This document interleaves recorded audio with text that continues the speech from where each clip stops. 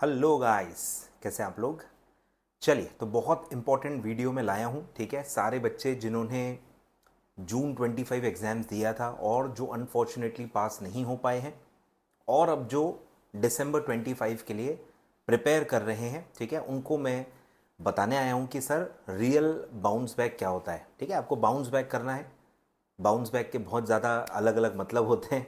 लोगों को short term 5 minute के लिए कोई मोटिवेट कर दे तो उनको वो भी बाउंस बैक लगता है। ठीक है, बट वाकई में क्या आप ऐसा करो कि आपका रिजल्ट बदले। बाउंस बैक तो क्या है कि भाई रिजल्ट बदलना चाहिए। बाउंस बैक नंबर्स होता है, एक्चुअल जो आपका ट्रांसफॉर्मेशन होगा, जो मार्क्स आपको बढ़ाने हैं पास होने के लिए, जितना आपका गैप है वो आपको पूरा एक जर्नी आपको पूरी पूरी करनी है। ठीक है, it's not a temporary short term feeling कि आपको बस लग रहा है चलो मैंने बाउंस बैक कर लिया। वो आपको सस्टेन करते भी आना चाहिए और उसको मार्क्स में भी कन्वर्ट करना चाहिए, तभी वो रियल बाउंस बैक मेरे हिसाब से माना जाएगा। अब कहना क्या चाहता हूं मैं कि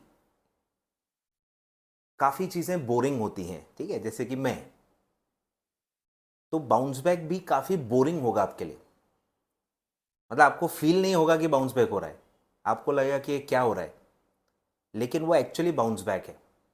आपको पूरा अलग होना पड़ेगा, डेली रूटीन चेंज करना पड़ेगा, मोबाइल से जितना दूर हो सकता है होना पड़ेगा, और जो बहुत सारी बातें मैं आपको बताऊंगा बस आपको नोट करते जाना है। ठीक है, इसको एक मोटिवेशनल वीडियो की तरह नहीं देखना है, वो फिर आपको कोई फ़ायदा नहीं है। आप किसी भी मोटिवेशनल स्पीकर की कोई भी वीडियो उठा के देख सकते हो। मैं चाहता हूँ आप स्टेप्स लो, उसको अप्लाई करो, जो कि मैक्सिमम बच्चे करते ही नहीं हैं। आपका मेरा दोनों का टाइम वेस्ट होगा। तो मैं चाहता हूँ इसमें से जो मैं 3-4 मेजर चीज़ें बताने वाला हूँ वो एक्चुअली आप इम्प्लीमेंट करें, तो आपका रियल बाउंस बैक मेरे हिसाब से होगा। तो सर क्या करना चाहिए। अब काफ़ी चीज़ों पे चीज़ें डिपेंड करती हैं। जैसे काफ़ी लोगों का जो गैप है वो बहुत ज़्यादा होता है, क्योंकि अलग अलग चीज़ के लिए अलग अलग बीमारी की अलग अलग दवाई होगी ना, वैसे ही तो आपको ये समझना होगा कि आपको क्या टाइप की दवाई चाहिए। काफ़ी बच्चे हैं कि 200 पासिंग चाहिए लेकिन उनकी 100 या उससे भी कम मार्किंग आई हुई है। बहुत ज़्यादा गैप है, मतलब आप में बहुत ज़्यादा फंडामेंटल प्रॉब्लम्स है, कॉन्सेप्चुअल प्रॉब्लम्स भी होंगी आपकी। काफ़ी लोगों के कवरेज के इश्यूज होते हैं कि बहुत सारे चैप्टर्स ही कवर नहीं किए, सिलेबस ही आधा पढ़ के गए हो तो मार्क्स भी तो कम ही आएंगे। या बहुत ज़्यादा रिवीजन नहीं किए तो कुछ याद ही नहीं आया, जो मन में आया वो लिख के आ गए। तो बहुत ज़्यादा जब गैप होती है तो पहले एक्सेप्ट करना ज़रूरी है कि यार अपनी पढ़ाई ढंग से नहीं हुई है, और अच्छे से आपको सेल्फ एनालिसिस करना चाहिए कि भाई क्या क्या चीज़ें बाकी हैं, क्या क्या चैप्टर्स, क्या क्या टॉपिक्स आपने नहीं पढ़े हैं, क्या क्या चीज़ों पे ध्यान नहीं दिया है, कौन कौन सी चीज़ों को आपने लाइटली लिया है। और बहुत बड़ा जर्नी लगेगा आपको 100 से 200 मार्क या 225 मार्क तक जाने के लिए आउट ऑफ 400। तो वो जंप के लिए जितना बड़ा गैप है उतना ज़्यादा एफर्ट्स आपको लगेंगे और उतनी ज़्यादा गलतियां आपने की होंगी। ये भी बहुत इंपॉर्टेंट है, जितनी ज़्यादा गैप है उतनी ज़्यादा गलतियां, उतनी ज़्यादा इंप्रूवमेंट के एरियाज आपको होंगे जो आपको ढूंढने हैं, कोई आके नहीं बताएगा। यही मैं कह रहा हूँ, बोरिंग है। अगर मैं किसी और का आपको नुक्स निकालने के लिए कहूँ, अमित तलडा के नुक्स निकालने के कहूँ, आपको मैं 5 बोलूँगा, आप 10 निकालोगे। किसी और के नुक्स निकालना बहुत एंटरटेनिंग होता है, आसान होता है, और आप हमेशा उसमें एंजॉयमेंट ढूंढोगे। लेकिन खुद की गलतियाँ लोगों को नहीं दिखती, एक्सेप्ट ही नहीं करते, और यही बोरिंग काम है। यही आपको करना है, खुद के प्रॉब्लम एरियाज निकालने हैं, क्योंकि आपके लिए ये और कोई कर नहीं सकता। आपके लिए और ये कोई नहीं कर सकता। आप ही को बैठ के अलग अलग तरीकों से अपने प्रॉब्लम एरियाज आपको पता करने। कुछ प्रॉब्लम एरियाज हैं जो आपको ऑलरेडी पता है, अपने आप से तो आप झूठ नहीं बोलोगे, आईने में देख के तो आप झूठ नहीं बोल सकते ना, आए ख्याल में। तो आपको काफ़ी चीज़ें खुद ही पता है, भले आप उसको एक्सेप्ट नहीं करते वो अलग बात है, पर लोगों को पता होता है। एज अ टीचर मुझे भी मेरे प्रॉब्लम एरियाज पता हैं, भले मैं एक्सेप्ट करूँ पब्लिकली या नहीं करूँ, बट प्रॉब्लम्स मुझे पता होती हैं। वैसे ही आपको भी बहुत ज़्यादा प्रॉब्लम्स पता होंगी। अब क्योंकि रिजल्ट आपका नेगेटिव आया है, अब उनको एक्सेप्ट कर लेना चाहिए कि हाँ वो आपकी गलतियां थी और आपको उसको इम्प्रोवाइज करना पड़ेगा। और कुछ गलतियां ऐसी हैं जो आपको नहीं पता, और वो आपको अच्छे से एनालिसिस करके निकालनी पड़ेंगी। जिसके बारे में आप अवेयर नहीं हो, बट उसका इम्पैक्ट आपके रिजल्ट पे था, तो वो आपको पता करना पड़ेगा।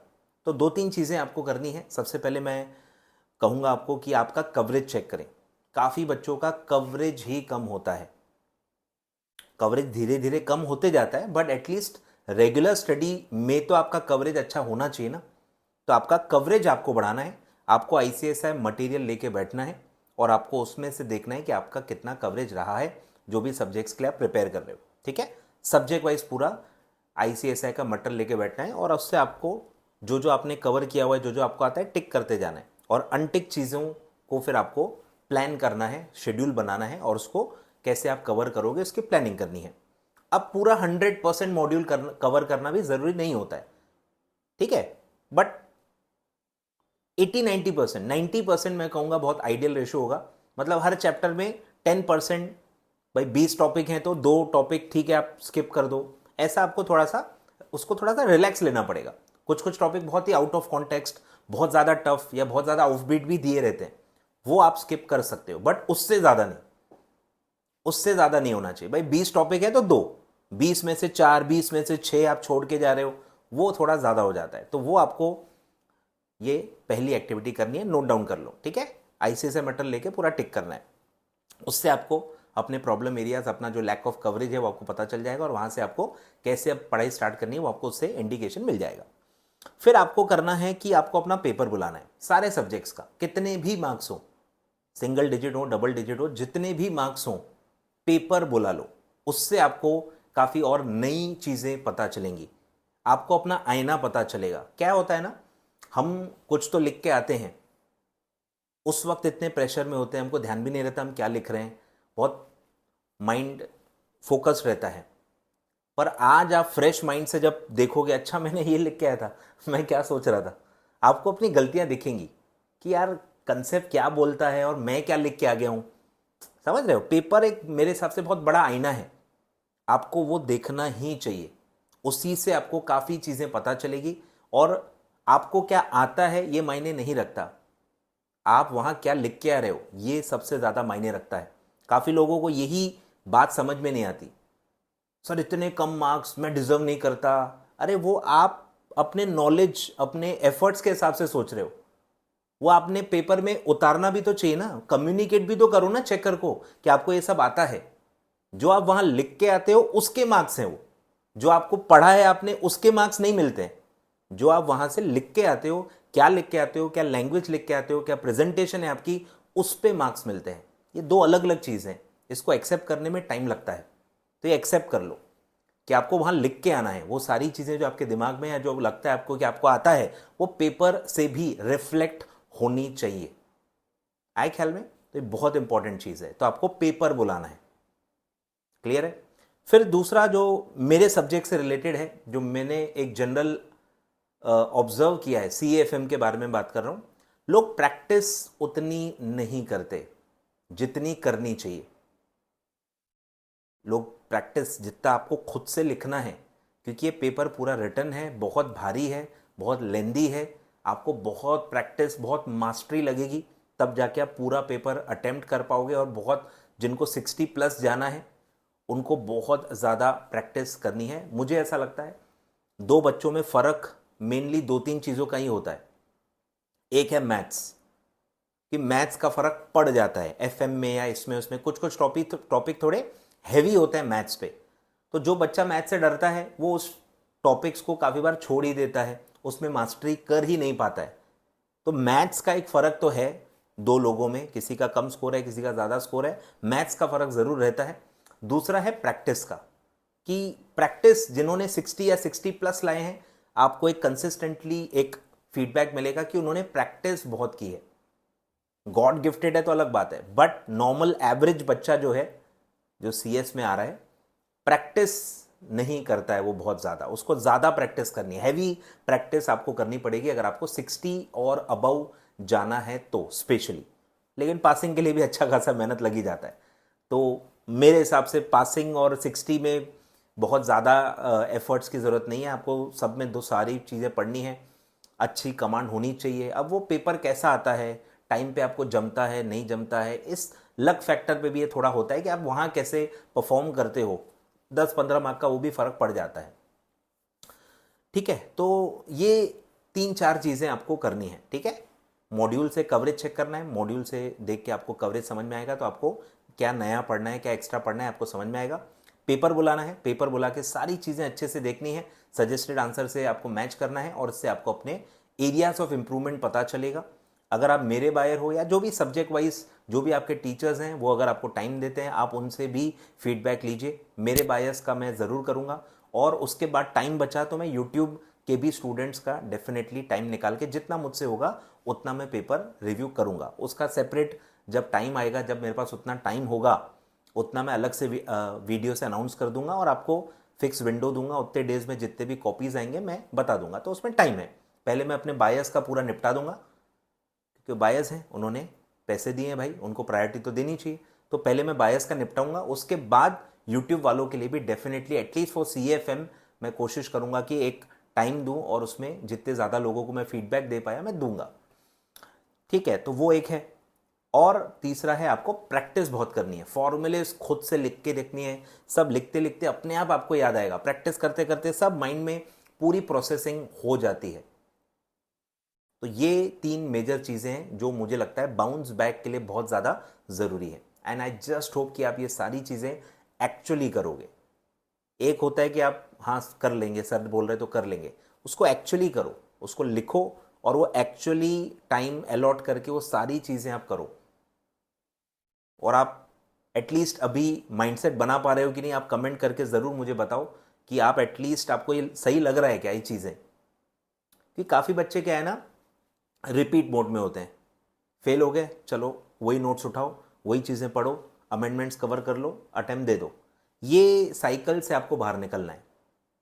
जो एक बहुत सारे कहावतें आप सुनते ही हो ना कि बेवकूफ़ वो है जो सेम एफर्ट करना चाहता है लेकिन रिजल्ट अलग चाहता है, तो आप वही कर रहे हो। आपको एफर्ट्स बदलने पड़ेंगे, अप्रोच बदलनी पड़ेगी, नई चीज़ें ऐड करनी पड़ेगी, गलतियों को आपको सुधार के उसको वहाँ पे आपको मार्क्स बढ़ाने पड़ेंगे। मैथ्स पे काम करना है तो मैथ्स पे काम कर लो, हैंडराइटिंग पे काम करना है कर लो, प्रेजेंटेशन पे काम करना है कर लो, जहां ज़रूरत है वहां काम करो। और काफ़ी कुछ लोग ऐसे भी कैटेगरी में आते हैं कि जो बहुत ही कम मार्क्स से फेल हुए, 180 और अबव वाले जो लोग हैं, जिनको मतलब सब में 40 और अबव हैं, जो सिर्फ एग्रीगेट में फेल हुए, उनको बस वो है कि उनको ये प्रॉब्लम जाएगी, उनको प्रॉब्लम यही जाएगी कि उनको अपनी गलतियां ही नहीं दिखेंगी। क्योंकि यार सब में 40, 45, 50 अगर आपको हैं, मतलब कोई बहुत मेजर प्रॉब्लम नहीं है आप में।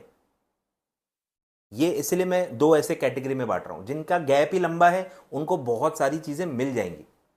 प्रॉब्लम उन बच्चों की आती है जो 5-5, 10-10 मार्क्स से फेल हुए हैं, उनको नहीं समझता और उनको यही प्रॉब्लम है कि हम भी कुछ नहीं कर सकते। अगर किसी बच्चे ने 90 मार्क्स का 80 मार्क्स का छुड़ाया है और उसको 40, 41, 42 मार्क्स हैं, वो अच्छा ही है, उसमें मतलब कोई बहुत बड़ा कोई उसने ब्लंडर किया होगा ऐसा नहीं होगा। माइनर माइनर चीजें होती हैं। 40 मार्क के ऊपर एक एक मार्क बढ़ाना बहुत मुश्किल होता है। लोग 20 से 30 आसानी से पहुंच सकते हैं, लेकिन 40 से 42 तक नहीं पहुंच सकते। जितना आप ऊपर हो, जितने मार्क्स आपके ज्यादा हैं, वहां से और मार्क्स बढ़ाना मुश्किल हो जाता है। तो यस, मैं इसलिए अलग से आपको ये बता रहा हूं कि जो बच्चे ऑलरेडी 40 प्लस हैं, उनको सिर्फ परफॉर्मेंस रिपीट करना है।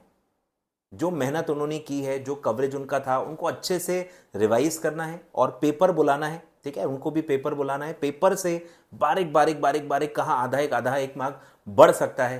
पेपर अगर उन्होंने थोड़ा कम सॉल्व किया है तो क्यों किया है, कौन से क्वेश्चन वो सॉल्व नहीं कर पाए, क्यों नहीं कर पाए, ये सारे सेल्फ इवेल्युएटरी क्वेश्चंस आपको अपने आप से करने। कि आपने 80 का सॉल्व किया तो क्यों किया, 20 का क्यों नहीं कर पाए। हो सकता है आपके पास टाइम नहीं था, हो सकता है आपने चैप्टर्स ही छोड़ दिए थे। अब चैप्टर छोड़ दिए थे तो आपको मिल गया कि ये चैप्टर मुझे पढ़ने हैं, ये चीजें मुझे कवर करनी है। टाइम नहीं था तो फिर आपको मिल गया कि आपकी स्पीड कम है, आपको स्पीड पे काम करना है। जो भी मैं बोल रहा हूं, पेपर देख के मुझे ऐसा लगता है बहुत सारी चीजें आप एनालाइज कर सकते हो और आप खुद ही अपना जो स्टेप बाय स्टेप आपको कैसे अपने मार्क्स बढ़ाने हैं ये आपको खुद ही समझ में आ जाएगा। सब सेल्फ इवैल्यूएशन से ही हो जाएगा, क्योंकि बाहर का बंदा कोई भी आएगा वो आपको नहीं जानता। फेस टू फेस पढ़े हो, 1-to-1 अटेंशन आजकल कोई देता नहीं है, ऑनलाइन हो, फेस टू फेस हो, ठीक है ना, कोई आपको पर्सनली नहीं जानता। It's a sad reality. भले आप टीचर से फेस टू फेस मिले हो, सेल्फियाँ ली हैं और ये एंड वो और सब सब किया है आपने, लेकिन वो टीचर आपके बारे में पर्सनली नहीं जानता है। वो या तो आपका पेपर देख के ही आपको इवेल्युएट कर सकता है और कोई रास्ता नहीं है। तो पेपर, इसीलिए मैं कह रहा हूं पेपर खुद देखो। और कोई टीचर अगर मिल जाता है, भला मानुस मिल जाता है जो आपको टाइम देने के लिए रेडी है, तो वो आप रिक्वेस्ट करो। आपके जो भी टीचर से आप पढ़े हो, लेक्चर्स वेक्चर्स बाय किए हैं, पैसे दिए, उनको आप पहले पकड़ो और उनसे रिक्वेस्ट करो, उनको बोलो कि आप पेपर देख के हमको फीडबैक दो। तो आपको टीचर भी थोड़ा बहुत हेल्प कर सकता है डेफिनेटली। खुद से भी आपको करना है, टीचर भी डेफिनेटली थोड़ा बहुत कुछ ना कुछ और चीज़ें डेफिनेटली आपको बता सकता है, नो डाउट अबाउट इट। ठीक है, तो आई जस्ट होप आप ये सारी बातें करेंगे, इंप्लीमेंट करेंगे और कमेंट करके ज़रूर बताएं कि आप ये एक्चुअली करोगे या नहीं करोगे। ठीक है, और जब आप कर लोगे तब भी इस वीडियो पे आके कमेंट करना, मुझे अच्छा लगेगा। और आप वीडियो को लाइक करके भी कम्युनिकेट कर सकते हैं कि आप ये एक्चुअली करने वाले हो। वीडियो के लाइक से मैं जज करूंगा कि कितने लोग एक्चुअली ये करने वाले हैं, उतना मुझे अच्छा लगेगा। उतने फिर मैं इस टाइप के वीडियोस आपके लिए लाऊंगा। क्योंकि क्या होता है ना, ऑनलाइन में काफ़ी बच्चे देख लेते हैं, उनको 2 मिनट अच्छा लगता है, हाँ ये सर ने अच्छा बताया, पर वो इम्प्लीमेंट नहीं करते ना, वो बताते हैं। तो थोड़ा वीडियोस बनाने में थोड़ा सा हो जाता है कि यार बच्चे कम्युनिकेट ही नहीं कर रहे, बच्चे बता ही नहीं रहे, तो थोड़ा वीडियोस फिर बनाने का इच्छा कम होते जाती है। तो इसीलिए मैं कहूँगा आपसे वीडियो लाइक करना और कमेंट करके बताना है वाकई में आप ये सब करने वाले हो कि नहीं करने वाले हो, कैसे करने वाले हो, क्या करने वाले हो। जितना भी है हम डिस्कस कर सकते हैं। Thank you so much.